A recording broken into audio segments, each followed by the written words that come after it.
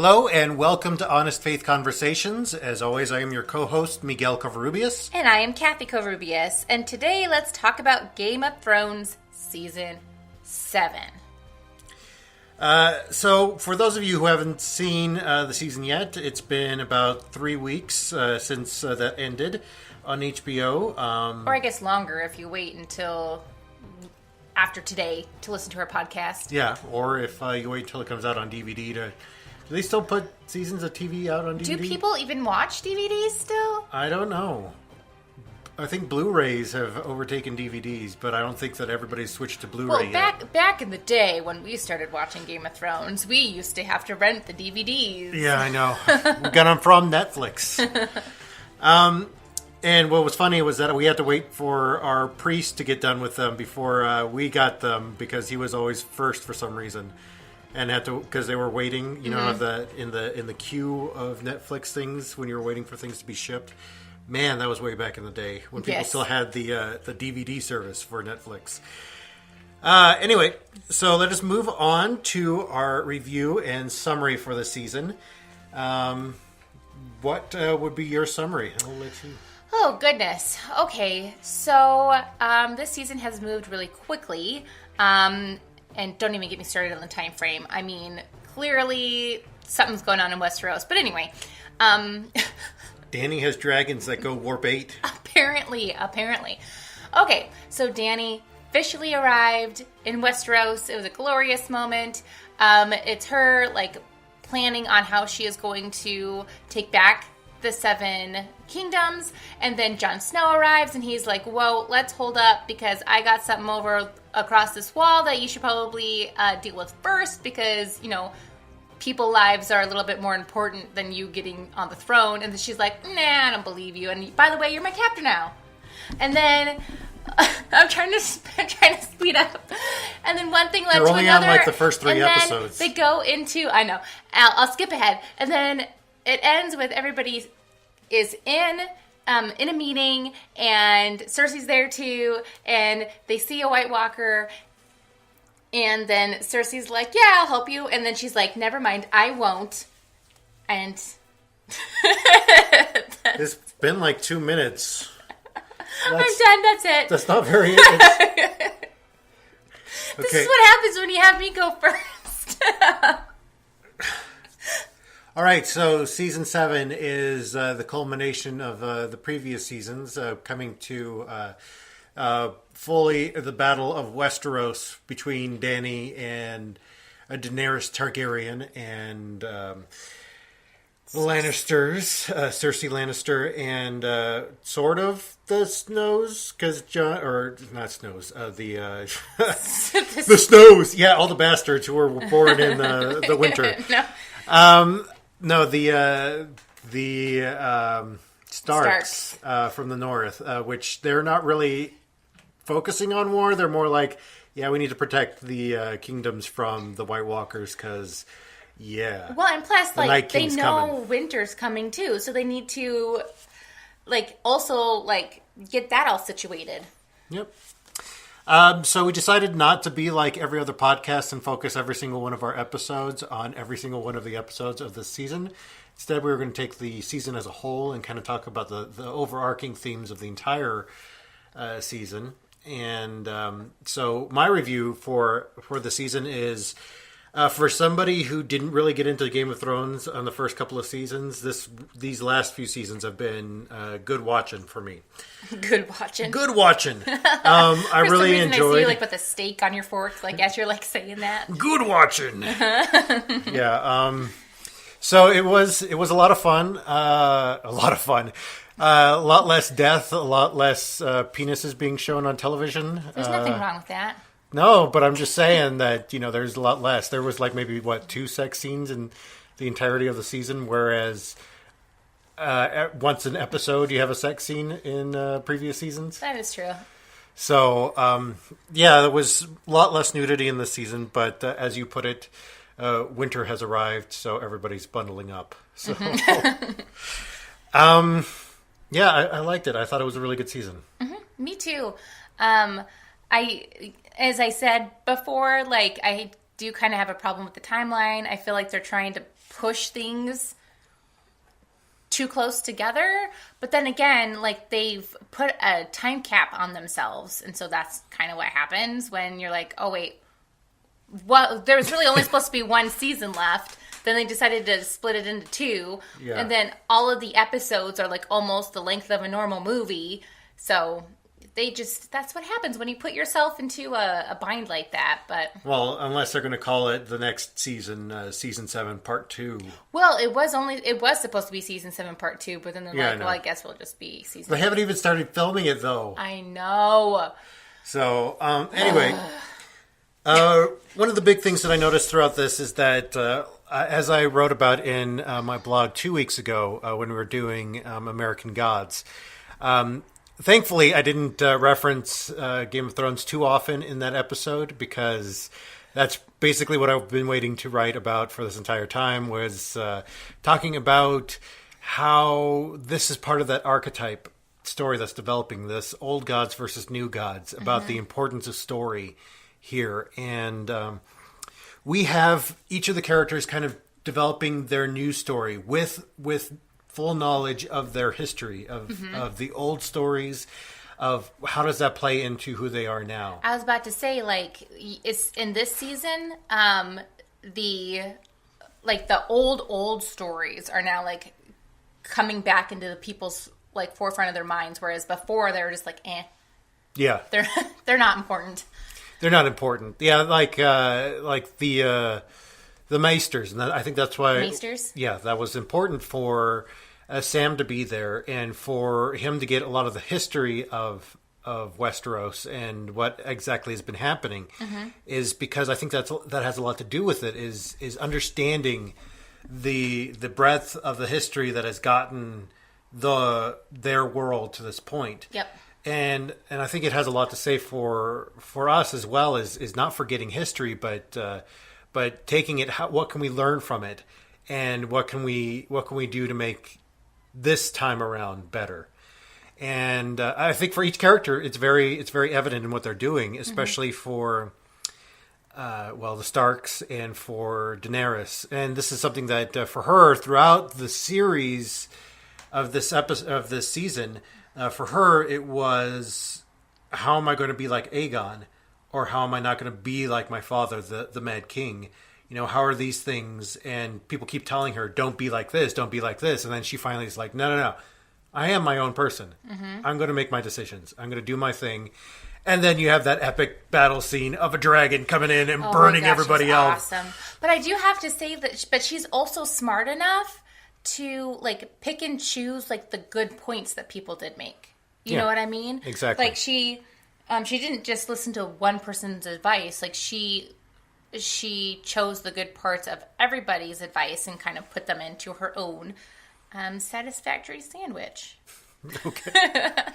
So we have each of the characters kind of doing they've all been sort of symbols of the old gods before. Yeah. And I'm talking about the 7, the stranger, the mother, the father, the maiden, is it the crone? Yep, the crone. The crone, the warrior, and the smith. And I think that throughout the season, we've had kind of the interactions of those, as well as a full episode of where all of them are the 7, where you have that whole episode of them going north of the wall, and each of the characters in that were part of that symbology of each of those gods. Well, and plus like a few extras sprinkled in. Exactly. And I think that was a great episode where Walking Dead and Game of Thrones really became kind of the same show, where I kind of forgot for a second that bites from White Walkers do not turn you into a zombie. Gosh, and that's another thing. Can I just sneak this in here? Sure. Like, this season has made me more nervous than like any other show I've ever watched in my life. Like, especially that part in the lake, I was just like, oh my God, like, she's not going to make it in time. I'm like, why did you throw that rock? Like, I was so like nervous, as you can tell. Like, I was like on the edge of my seat, like covering my face. It's really a good thing that our son was asleep by that time. Otherwise, he would have been waking up and been like, "What in the world?" Sorry, getting sidetracked there, but continue. You were talking about. Yeah, and we have throughout this kind of people bringing gods into the world is bringing characteristics of those gods into the world, and this is something that I really think that. Well, this comes from a very old evangelical statement that was given to me growing up all the time, is that you're the only Jesus that some people will ever see, or you're God with flesh on, kind of thing. And what? I've never heard of that before. That's so weird. It's big in evangelical circles. It's kind of meant to portray that you are God's emissary in the world, so you should act like it, kind of thing. It was basically, in a sense, to scare you into morality. That explains a lot. Yeah, well, yeah. Anyway, we and I think this is exactly what that is supposed to look like. Is not purposely going out and setting out to do it, but bringing traits of those things that they've learned from those gods or learned from the past, from the old stories, and bringing them into their new story. And especially for Arya, and this is something that I think Arya is going to struggle with a little bit more in season 8. But you saw Arya kind of struggling with, how do I become part of the pack again? I've been a lone wolf for such a long time. How do I do this? You had Sansa, who was without her family for such a long time, listening to other advisors and other people, and especially Peter Baelish, that I'm like, every single episode, I'm like, stop listening to him. I'm like, yes. He is such a slippery, sneaky, oh. And the thing that bothered me the most, well, luckily we found out that she wasn't really listening to him, but like, what really bothered me the most was like, Sansa, don't you remember, like, what he did to you? Like, don't you remember, like... He sold you to the Boltons. Yes! He sold you to Ramsay Bolton. Yes. To try to get himself a little bit more power. But then again, like, she also played him because she knew that he essentially would do anything for her. Well, yeah. Because he's gross. Yeah. Oh, and I have to say now that actor, because of that character, is a little tainted to me. But it's going to be hard for me to move on from him from that character. Well, it's kind of like how the kid who played Joffrey. Yeah. He doesn't act anymore. Exactly, and I think that's a good thing too. Is that it will take him a long time to move on from Joffrey, even though he was in Batman, the Christopher Nolan Batman remake. But that was before. Yeah, that was before. So nobody recognizes him from that, and they were all like, "Oh, yeah, he's Joffrey." Mm-hmm. So it's going to take him a while to live beyond Joffrey. Yes. Ugh. Well, and I think that's a good thing, because the actors are doing their jobs. They're making you hate the character, and not them, but the character is a part of them for a bit. Anyway, moving on from that, you have Jon Snow, who is trying to figure out how to be the king in the North here in this entire season. He's trying to move on from being a Raven, or is it Raven? Crows of the Night Watch, right? Yes. No, I was thinking Three-Eyed Raven because for Bran, but I'll get there. They're both blackbirds. They're both blackbirds. Blip, blip, blip. Singing in the dead of night. Sorry, Beatles. And we have him trying to bring some of the things that he learned both in the Night Watch and from Ned, as Neddard being his father, adoptive father. Yeah. As we find out, but even though we've known about the whole theory about his parentage way before that, and saw it in Bran's training to become the Three-Eyed Raven, which, by the way, can I just say, and pour one out for Hodor? I miss Hodor. Anyway, so sorry, I keep getting off track on this, but there's so much to talk about. I know there's Bran, who is coming into his role as the Three-Eyed Raven, even though it seems super creepy. Seems more like the kid who went off and studied philosophy abroad for a year and then came back, and all of his family's kind of like, what in the world are you talking about? I like Samuel's reaction. He's like, okay. Sam is by far, I think, one of my favorite characters, which means he's probably going to die. Oh, don't say that. Now I'm going to cry. See, that's the thing with Game of Thrones is every time you get a favorite character, they die. I know. So, well, and I think that's something that George R. Martin set out to begin with, is that, good people in this world die. That nothing is going to go as you expect. Mm-hmm. I think that has a lot to do with, also with the prophecies throughout the entire series. And boy, is there a lot of prophecies. Yeah. So I, as you know, in the Game of Thrones, there's been several prophecies thrown around. Several, fortune tellers, I guess, also have appeared as well, including the one that Cersei went to. And I was just kind of pondering, the actual role that the prophecies have played in Game of Thrones. Has it been a good thing? Has it been a bad thing? Has it been kind of neutral? Which characters have, really focused on this, and which characters have kind of, just tossed it out and been whatever. And I kind of brought up the conclusion that prophecies, for the most part in Game of Thrones, have been pretty dangerous. Yeah. For example, with Cersei, when she was younger, she went to go to, is it Maggie the Frog is what her name is called? I don't know. But she basically tells her, you are going to have children, but essentially not with the king, but you are going to marry the king, and then your little brother is going to kill you. And all of it has come to fruition, and she's been so focused on this, and this is one of the reasons why she does not like Tyrion. I mean, her mother died giving birth to Tyrion too, so I mean, he didn't have that going for him.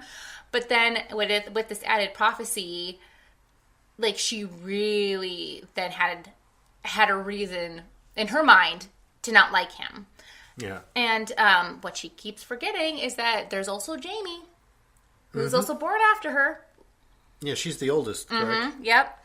But anyway, she since she has been so focused on this, it's kind of one of the reasons why she's gotten so mad, unfortunately. And then talking about going mad, there's also Viserys too. He thought for sure that he was going to be the chosen one, the bringer of light, the prince who was promised. Yep, the prince who was promised. He thought that he was going to be that guy. So much so to where it was all consuming in him, trying to get back to Westeros so he could fulfill the prophecy. And then he made bad decisions, and then he got a crown of molten gold poured on his head because he was being a jerk about it. Yeah. And, that made me like Khal Drogo a little bit more after that, but, Yeah, I have a love-hate relationship with him. Yeah. Yeah. He didn't really start in a good light, but... No. But then again, Viserys wasn't all that great either, because he essentially sold his sister so he could have an army. Yeah.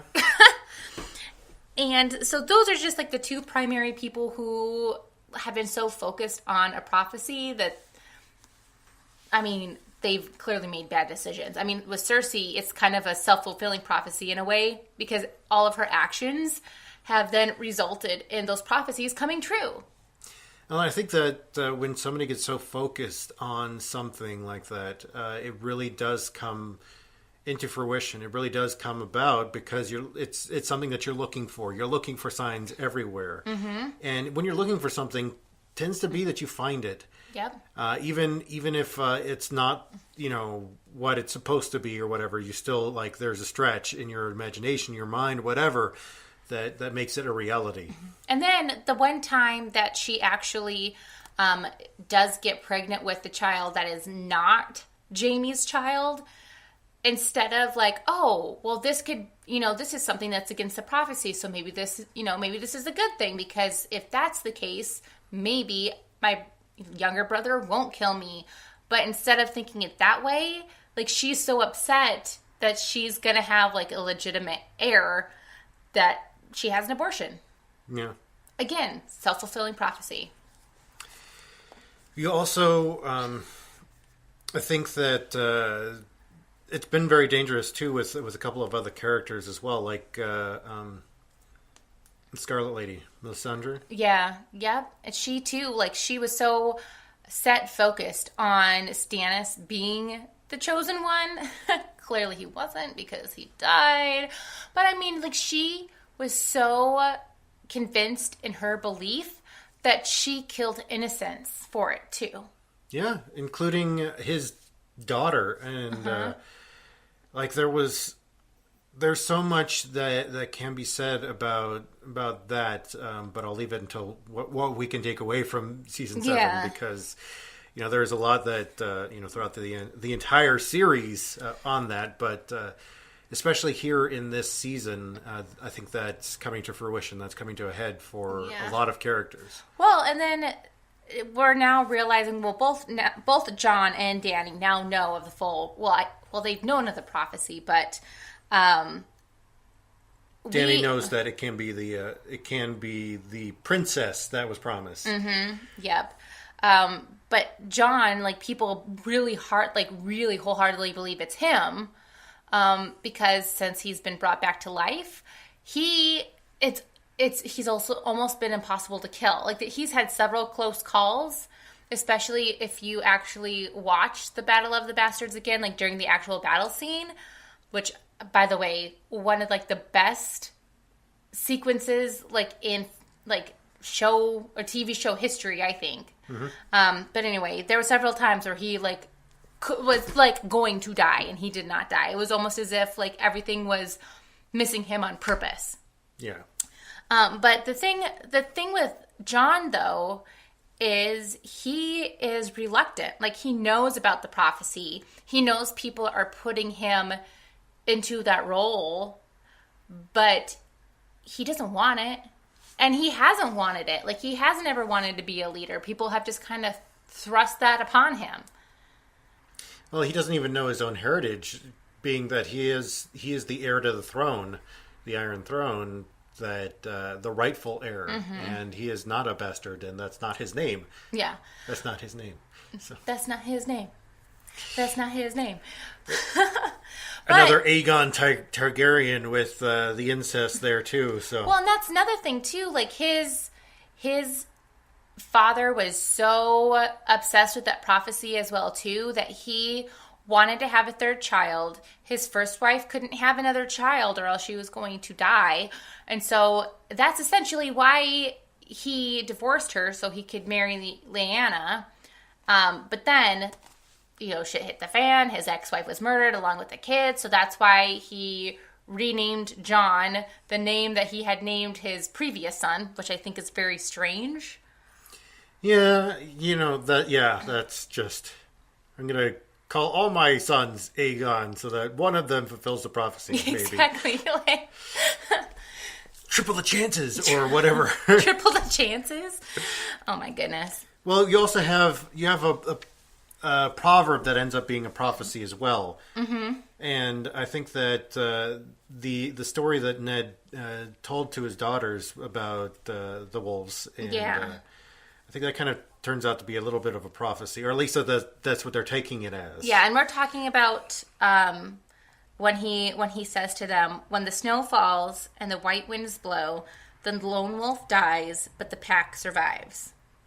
Yeah, and I think that for all the Stark children, including Jon, just trying to figure out how to be a family again, how to be together, is a very big thing, dealing with that, especially because they're trying to fulfill that prophecy in a good way, in more of the proverbial ways, to be the pack, not be the lone wolves anymore, because they all were until the season. Yeah, and they all had near-death experiences, but now that they're all together, hopefully it can turn around. Even though Jon more so than the rest of them, but even with Bran, nobody's really connected with him. I mean, it's kind of hard to connect with somebody who has no personality anymore, but I'm the three-eyed raven. Oh. I see all. That's nice. But it's now that they're all together, they have a higher chance of surviving. And I think that is true though. It's really hard to survive out there when you are alone. Mm-hmm. And even when you do feel alone, you feel like you can't survive. That's the thing about loneliness too. when you are alone, you end up getting depressed, and you end up feeling like you just can't make it through the world. It really has a lot to say for, well, I would say George R. R. Martin, but I don't know how involved he is with writing the show at this point, because this is far beyond where the books are. Mm-hmm. But with the showrunners in figuring these things out is really writing these characters well enough that they are well-rounded people, that they all have wants and desires, and in fact they even talk about that in the season, including with what do the White Walkers want? You know, why are they coming? What do they want down here? What does the Night King want? There's been a lot of theories thrown out there. Some people say that he wants revenge on... the forest people? Gosh, I can't remember what they're called. I feel like such a bad fan right now. The forest people. I don't know. But that's one theory. Another theory is he just wants to kill all men because he's mad that they had, built the wall and kept him out for so long. But then why is he coming now? I mean, there's been previous winters, that he's been on the other side of the wall. Why are they now coming now? And he could have killed the wildlings like a long time ago. Yeah. So. No, I think that he's like, oh, I can get a dragon now. Let's do it. Oh, jeez. Oh. So. Sorry, that's another part that really shook me up was when the dragon goes and blows down the wall. It's like, that's it. We're all gonna die. That's it. Oh, we don't live in Westeros. No. So. Well, and I wanted to bring up too, back to the lone wolf prophecy. You can also put that on Cersei too, because now she essentially is alone. She doesn't even have Jaime anymore. Jaime's like, peace out, you crazy bitch, and he's also moved up with everybody else too. I gotta put the expletive warning on this one. Sorry, but it's true.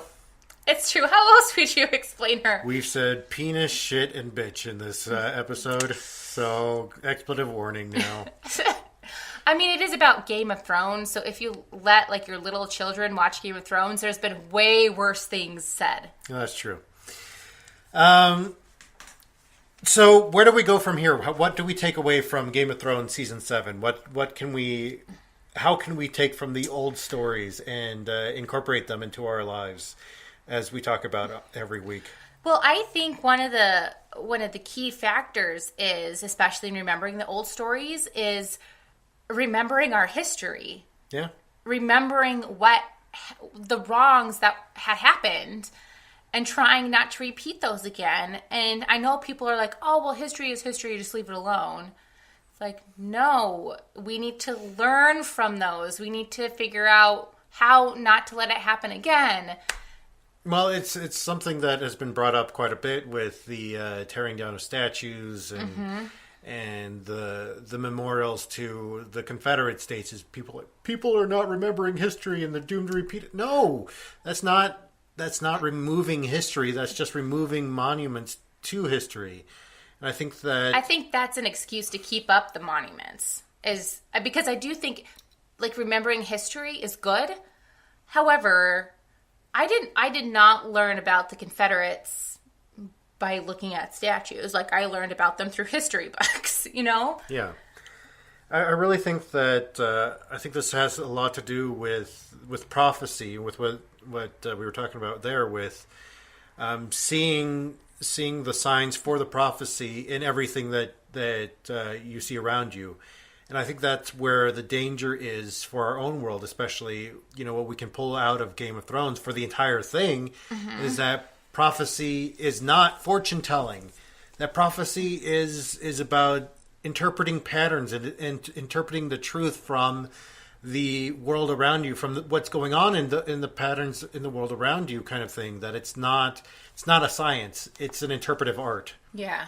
And I think that too often people get the two confused. Is that prophecy is fortune telling, and that's how we came about with things like dispensational eschatology and with the idea of the rapture, is that that's not anything that should have been in the realm of the churches. Oh yeah, this is truth. And seeing this in everything around you. And this is something that I've been horribly annoyed by in the last few weeks, is that people who are saying, oh, the hurricanes are signs that God is angry with us, or that God is coming back soon and it's going to kill everybody, all the bad people, and going to take all the good people up. And that's no. And in fact, if you actually read the scriptures that kind of talk about these things that people assume are the rapture, it says that the good people are taken, are not taken, are left, and the bad people are all taken to another place. Well, and I just want to like throw out there, like growing up, like you and I like grew up in completely like separate like spectrums, I feel. Yeah. And like me growing up, I grew up Catholic, and I kind of knew about like the story of, Revelation. However, I mean, it wasn't a big focus, like in my upbringing for like my spiritual practices. Like I knew it was there. Like I had like people had read it to me, but it wasn't a big focus on like, you must prepare for it. Like, well, I think that's one of the dangers of it, is bringing it forefront. Is Jesus never talked about looking ahead. Mm-mm. He talked about preparing for going out into the world, about conscription things where two people working out in the field and stuff like that, which has been used to say that Jesus talked about prophecy. No. It was more about Jesus talking about conscription and about politics and stuff like this. That Jesus focused on the here and now, and that's what he kept telling people to do. Was don't worry about tomorrow, for tomorrow's worries will care for themselves. Instead, worry about the day. And I think that it's really essential that we come back to those old stories, that the old stories of focusing on what's here and now, our own problems here and now, rather than looking forward to the end of the world or anything else like that, because we end up missing the larger point, which for me, the hurricanes were a larger point, that we're doing horribly at our trying to curb climate change. Yeah. That we're doing horribly at being good stewards of the earth. And, that's something I brought up on my Facebook, on my personal Facebook. And, that's something that there was some backlash on. I was even attacked for that as well. Yeah. It really is something that I think we need to focus on the problems that are here and now, the problems that we have created for ourselves, instead of looking forward to the future where God's going to take care of all the problems that we've made for ourselves. And God never promised that. God said in the very end, people will be judged, but you're going to be judged on what you do here and now, what you do with the time that's given to you. Yeah, and if you're like, what would you rather do? Sit around worrying about something that may not come to be, or actually looking and seeing what's actually going on, like what's the problems are here on Earth right now, and actually trying to do something about it to fix it? And I think this is especially with what I talked about at the beginning there with my evangelical phrase growing up, is being God in the world, is taking those attributes that you see from the God-man, from Jesus, or from God's self, is that you see these traits of love and never ceasing to act redemptively towards human beings, that throughout scriptures, not just Christian but also Jewish and Islamic scriptures, that throughout those you have these pictures of a God that never ceases to act in love towards human beings, that never ceases to act redemptively towards human beings, that will give forgiveness no matter what. Mm-hmm.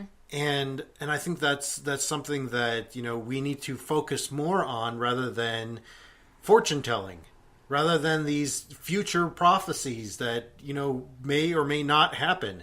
I'm not saying that they won't happen. I'm not saying that the rapture and dispensational eschatology may not happen, because, there's a possibility for everything. But, I'm saying that very, very minuscule. Very minuscule possibility. I don't personally believe that it will happen. But I'm saying that those that believe in it, sure, it could happen. But, I could also develop time travel. That's, Sure, it could happen. It could happen. And, Our son could develop warp drive. What he is going to. And I think the point of what Jesus's point was is that, look, I'm giving you guys this job. I'm giving you guys the duty of going out and telling people, hey, you don't have to do anything to earn God's favor. You already have it. Mm-hmm. So love each other. Stop being assholes towards each other. And I think ultimately that's the point of it all. And I think that I pull this from Game of Thrones because they've all been assholes to each other. Yep. And the people who are essentially like the biggest assholes are the ones that are gonna end up being left in the dust. I mean, look at all so far. Okay, Joffrey is dead. He was a big asshole. Right? Yes. But if we could go down the list of all of them, but I mean, I'm sure everybody knows. Littlefinger, my goodness. Yes. I was cheering that, and I don't cheer at somebody's death, no matter who they are, but this man, oh man, he was, so Weasley. Yep. Oh, and Ramsay too. Yeah, and Ramsay was just... I was not a big fan of how he died. Yeah. But poor dogs. but I am glad that he is no longer causing mayhem and terror on the continent of Westeros. And so now essentially the only one that is left is Cersei that I can think of. Well, that and the Night King, but I mean... yeah. Well, at least the Night King is accepting of all creatures and beings. That is true. He is like, it's okay, children. You can join my team now. You can be my children. Here, have blue eyes. Here you go. Let's all be a pasty shade of white. And slowly deteriorate. Mm-hmm. Sounds good. But even the most deteriorated White Walker that you saw was the one that the rock hit. And he was still kind of like, dude, you knocked off my jaw. Mm-hmm. Gosh, why did he throw the rock? Why did he do that? Honestly, I think we need to move on. Gosh, I could just go on and on about how dumb that was. Yeah. Well, they got rid of the red shirts pretty quickly, so the most important characters didn't really die. No. You don't know if. Oh man, why am I blanking on his name? Gingerbeard. Oh my gosh, it starts with a T. Yeah. There are too many names that start with T. I'll grab it. I still think, we need a sitcom with Tomlin. Tomlin? No. Tommen? Nope. No? Anyway. Doesn't matter. We still need a sitcom with the Hound and the Ginger, so we need to be with Ginger and the Hound. Ginger and the Hound. It would be a great sitcom. Tormund the Brave. Oh my gosh. People don't hate us, please. In our defense, there is a lot of characters. There's a lot of characters. Game of Thrones. And he's relatively new to the scene. Yeah. Well, of importance anyway. And him and him and the Hound just need to have that sitcom where they move to New York and get a flat together. So that would be fantastic. Mm-hmm. Yep. I agree. That should be like the next Saturday Night Live sketch. Anyway, moving on. We're getting way off track and into the prattle that we despise in some other podcasts on pop culture. Sorry, but we just love Game of Thrones so much. So, with our feedback schedule, things that are coming up, this is what's coming up. Next week, we are doing Mr. Robot Season 1. The week after that, we are doing Mr. Robot Season 2. After that, we will be doing, probably, This Is Us Season 2, Episode 1. So it is back. Yay. I know that we have not done all of the episodes like we promised earlier on in our podcast. But there's been a lot of stuff going on this summer. There has been. There's been a lot of and we don't have time to actually go see the movies because, we have a child. But that's what's coming up. So if you have anything to say about those and about the pieces of faith that you have found in any of those, any morality moments, anything that you feel like we can learn from episodes, that we can learn from those pop culture icons, give us a call at 720-372-3879. Even if it's to plug your own podcast and be like, hey, I just wanted to say that I'm from this podcast and I thought this about this episode. That's fine too. Yep. Find us on social media. We are on Facebook, on Twitter, on Tumblr, on Reddit. Yeah, we're in all the places. You can even find us on our website at thehonestfaith.com with the links to our Facebook and Twitter on there as well. You can also read my blog there. You can also buy my book. You can also find our link to Patreon. And if you are a Patreon patron of ours, we do have some things to offer you guys, like even our outlines for each of our episodes. You can see how off track we've actually gotten. And you can see my terrible spelling and terrible handwriting. Yeah, and so, consider being a patron of ours, and that would be fantastic. We'll give you a shout out on future episodes. And so thank you so much for just even considering it or even listening to us. That's awesome. And honestly, you don't even have to contribute money. Even if you just share our podcast with somebody, that in itself is enough for me. Exactly. Yeah, because we would love to be able to get some good studio setup stuff and actually start sounding better than we do, because that'd be great. But right now. Right now, we're working hard for what we have. So, so with all that being said, we invite you to come and join the conversation. Bye.